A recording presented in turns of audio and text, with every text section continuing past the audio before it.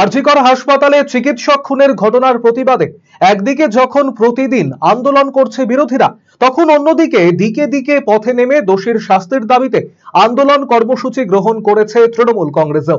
তারই অঙ্গ হিসাবে আরজিকর কাণ্ডে দোষীদের ফাঁসির দাবিতে করণদিঘিতে ব্লক মহিলা তৃণমূল কংগ্রেসের ডাকে প্রতিবাদ মিছিল এবং ধর্ণা সমাবেশের আয়োজন করা হলো। করণদিঘি হাই স্কুল থেকে করণদিঘি বাসস্ট্যান্ড পর্যন্ত মিছিল অনুষ্ঠিত হয়। এরপর করণদিঘির রাহুল মঞ্চে ধর্ণা কর্মসূচি অনুষ্ঠিত হয়।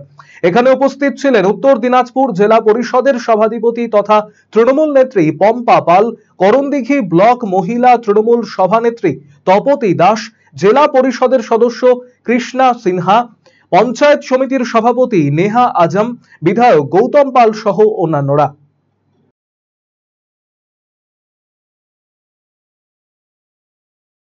আরজিকর মেডিকেল কলেজের যে ঘটনা, সেই ঘটনাকে কেন্দ্র করে আজকে আমাদের করণদিঘি ব্লক মহিলা তৃণমূল কংগ্রেসের ডাকে এবং বাংলার মুখ্যমন্ত্রী মমতা বন্দ্যোপাধ্যায়ের নির্দেশে এবং আমাদের পশ্চিমবঙ্গ সরকারের মন্ত্রী তথা আমাদের রাজ্যের মহিলা নেত্রী চন্দ্রিমা ভট্টাচার্যের ডাকে আজকে আমরা করণদিঘি বিধানসভার অন্তর্গত আমরা হাই স্কুল মাঠ থেকে আমরা আজকে যে বিক্ষোভ মিছিল করেছি, তার সাথে সাথে আমরা আজকে প্রতিবাদ মঞ্চ এবং ধর্ণা মঞ্চ করেছি।